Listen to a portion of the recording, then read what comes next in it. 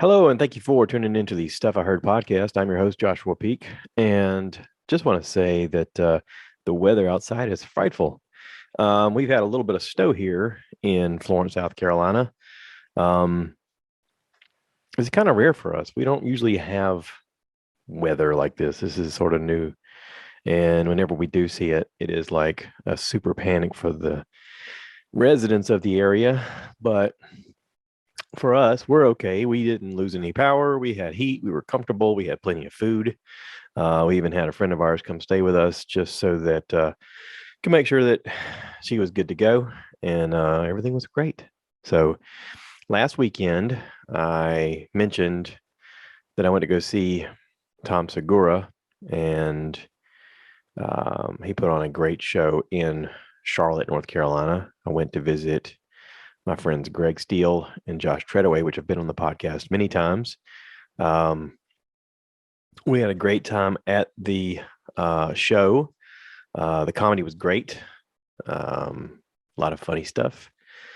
The Probably the highlight for us though going was a surprise dinner that we had up there. There's a place across the street from where we were staying. We were staying at a DoubleTree hotel, and right across the street was a bunch of stores and shops and stuff like that. And we eat at an Italian restaurant called Toscano's.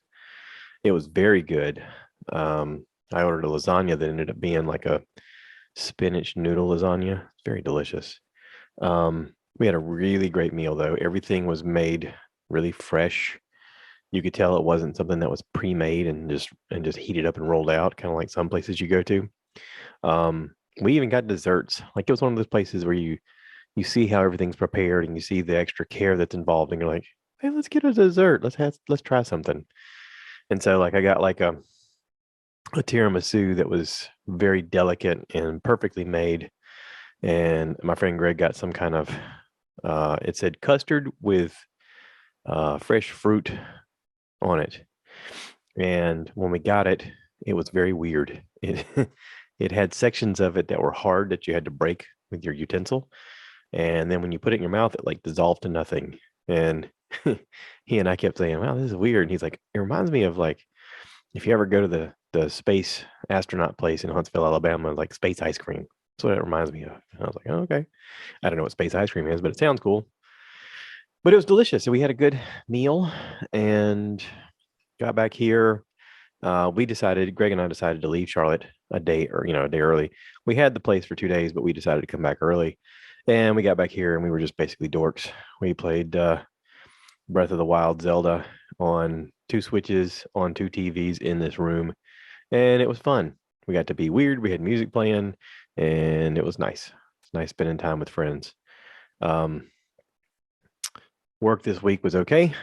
Um, Still constantly influx of people now, looking for employment, and we are always hiring because this is a hard job, but we had lots of people come in, and that's great. And I hope it helps get things back on track to where they need to be. So let's talk about some stuff I heard because I did hear a lot of things. I listened to a lot of podcasts. I watched a lot of things on TV with the time that I had. I've been catching up on the Two Bears, One Cave episodes. Um, I like watching them on YouTube, mainly because I like Tom Segura and Bert Kreischer both.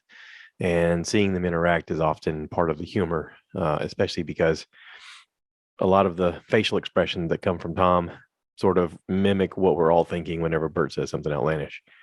And so I listened to a lot of the past episodes that I'd missed. I also caught up with one of the current ones before I went to see the comedy concert, Tom Segura. If Tom Segura is coming to your area, I highly recommend going and checking him out. Jeff Tate opens it for him. A lot of funny stuff. But in it, they were talking about how they have these birthday gifts for each other that they've tried to one up each other. They made a comment about how their wives are terrible gift givers. And he said, I think Bert said, you know how easy it would be if we were gay? We could just buy each other what we would want. And they'd be like, oh, cool. I always wanted that too. And so that's how it all started a while back. I think Tom bought Bert an electric bike, one of those e-bike things. It's an expensive one too. It's a fast one. It's one of those that's like almost $4,000. And Bert said, "Hey, let's keep upping the ante." He goes, "For your birthday, I'm gonna get you something really cool." So for Tom's birthday, Bert got him a really cool jet ski because now Tom lives in Austin on a lake, and it's a really fast jet ski. It's really awesome. Um, so this year, Bert's birthday is coming around. Tom gets him like a really nice chartered plane, a big chartered plane, and like put him up at the Four Seasons and all kind of stuff. And so Bert's like, "Holy crap, you wouldn't believe how nice this thing is. It's incredible." And he said it cost a fortune. And he's like, I got to up the ante. He goes, "God, I'm going to be spending $100,000 for your birthday. What am I doing?" So in them being silly and trying to come up with content, Bert has sort of agreed that he's going to buy Tom a race car. So I'm looking forward to seeing what's going to become of that. It's really funny. Even Tom mentioned it during the show. He's like, "Yeah, my best friend, I guess, is buying me a race car. So we'll see what happens with that." But there is an opportunity for them to really branch out and do more than what they're doing. They have gotten into a sports management group. They've talked about doing music production and television and movie media type stuff, and possibly racing as well. I mean, there's no telling what they could get into.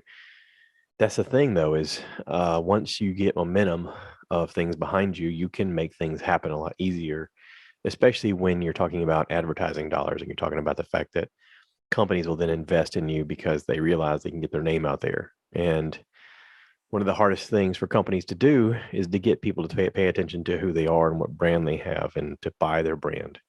Um, just today, speaking of stuff I heard, I was looking on Twitter, and one of the things that caught my eye was that Mark Cuban has started a pharmacy company, an online pharmacy company. And I want to tell you the name of it. It is costplusdrugs.com. They're in no way a sponsor. I just want to talk about it for a second because I guess Mark Cuban saw an opportunity where there were a lot of companies that were overpricing people on their pharmacy needs. And I guess he thought, here's an opportunity for me to help a lot of people out and also to make money. Not a lot, but, enough to be a viable business. So he put it all online. He's like, "All right, so here's the new company. It's going to be generic medicines," which is smart because then you're not, trying to compete with name brand issues. Um, but here's some name brand medicines. Here is what, like he says, "I want to be transparent. Here's what they cost. And I just need 15% to pay for the business." And that's it. So like online, you can look up your medicines of what you take, and then you can track and see what it is you need, what it costs from other suppliers, and then what's going to cost through his.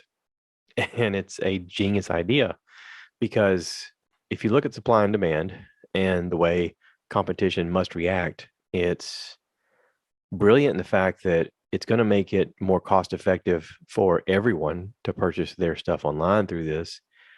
But it's also going to make everybody else who overcharges for medicines be more transparent with what they're doing.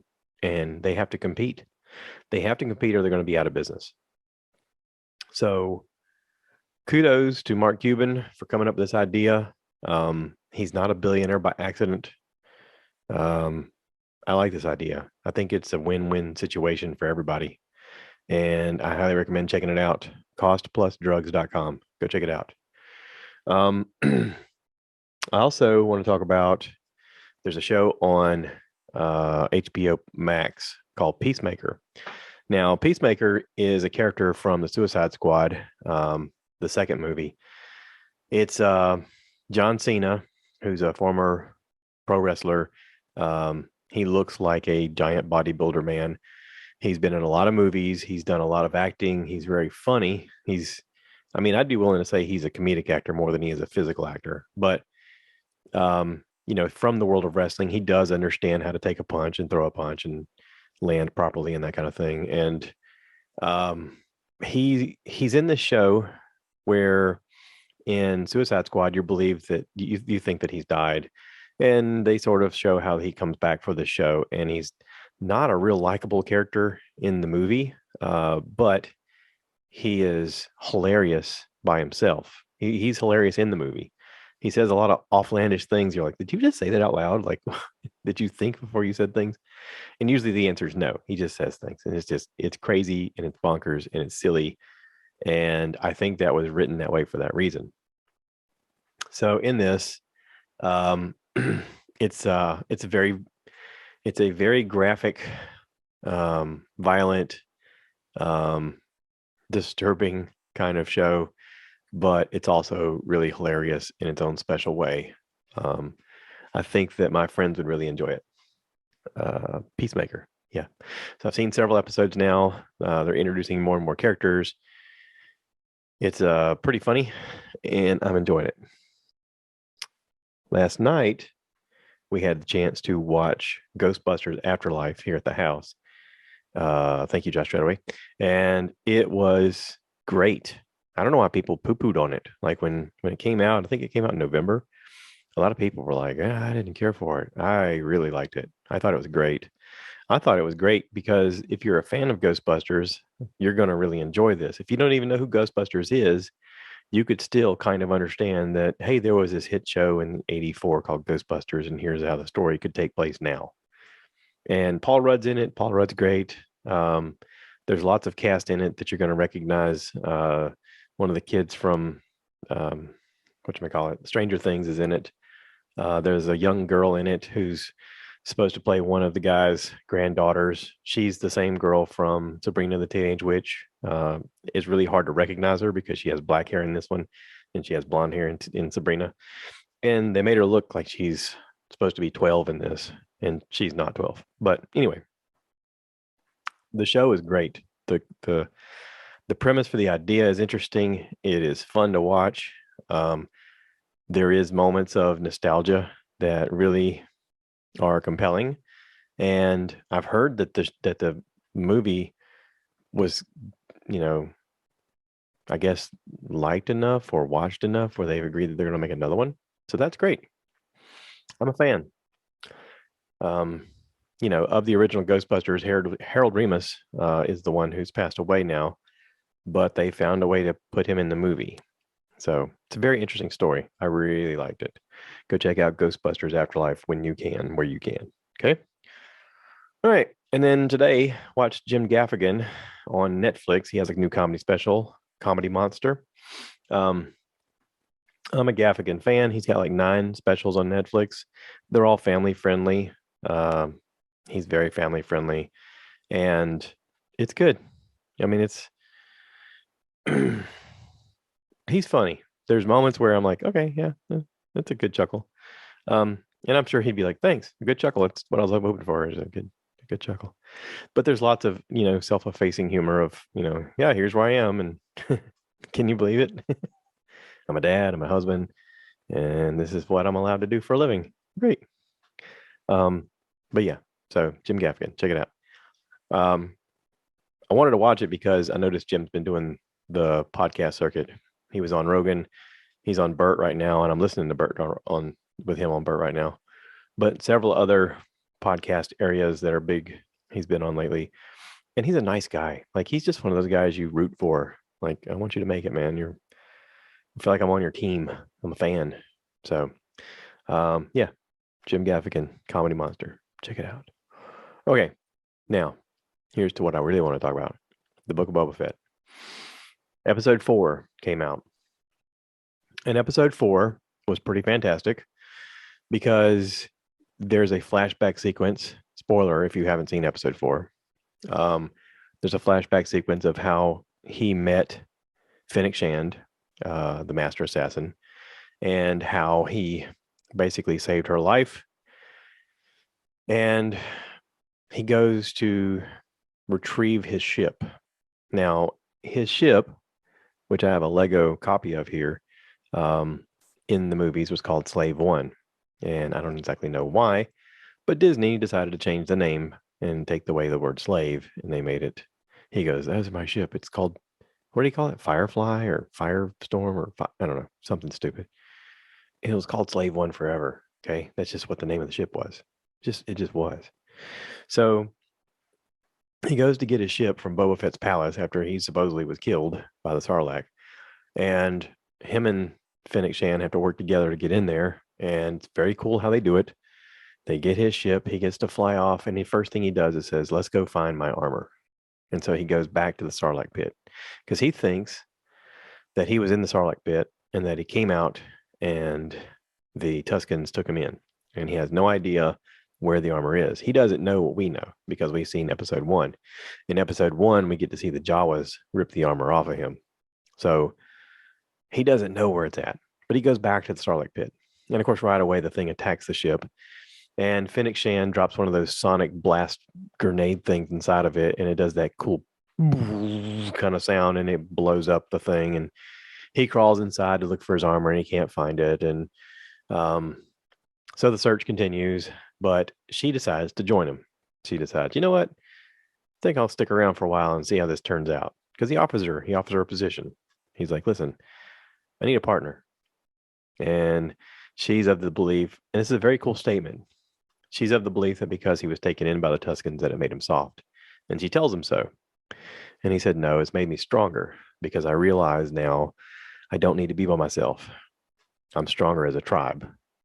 And so that is sort of what this show is about him building a tribe, him building a group of people that are going to work together. And obviously they're leading up to something bigger.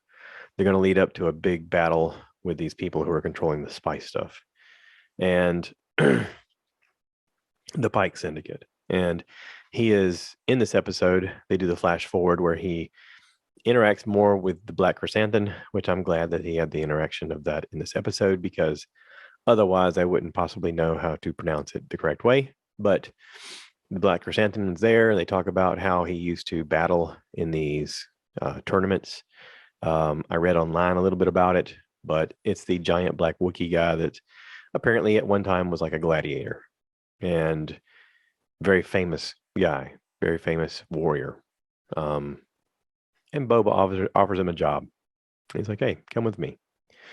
So in this episode, we get to see him sit down with the crime families of the planet and discuss how they're going to interact with the Pikes. And he asks them to help him in fighting the Pikes. And they all say no. And he says, all right, then I ask you this. Well, I'll fight the Pikes and I'll get rid of them. But in the meanwhile, you guys stay out of it. Like if you guys stay out of it, we all profit. And it's going to be interesting to see how it unfolds. So there is a slight hint that they're going to interact with the Mandalorian or with some cast from the Mandalorian. I read online that there's a hint that he may come into contact with Ben Solo. That's a possibility. So anyway, fun stuff coming. I enjoyed it. I'm looking outside at the snow right now. It's pretty. There is football on TV today. Lots of people contending to go to the Super Bowl. Should be a lot of fun. And I'm going to do a short one. So this is it. Hope everybody's doing well. If you're on the roads, stay safe. Look out for the ice. The ice is unforgiving. It will not stop you. Don't go faster than you have to. If you can, go slower. Be prepared to stop. All that fun stuff. Okay? And y'all take care. Thanks for listening. If you want to be on the podcast and talk about stuff, do that. We can hang out together. We can do it over Zoom. We can do it in person. It's up to you. And as always, cue the cow. So I want you guys to give me more likes. Give me more likes.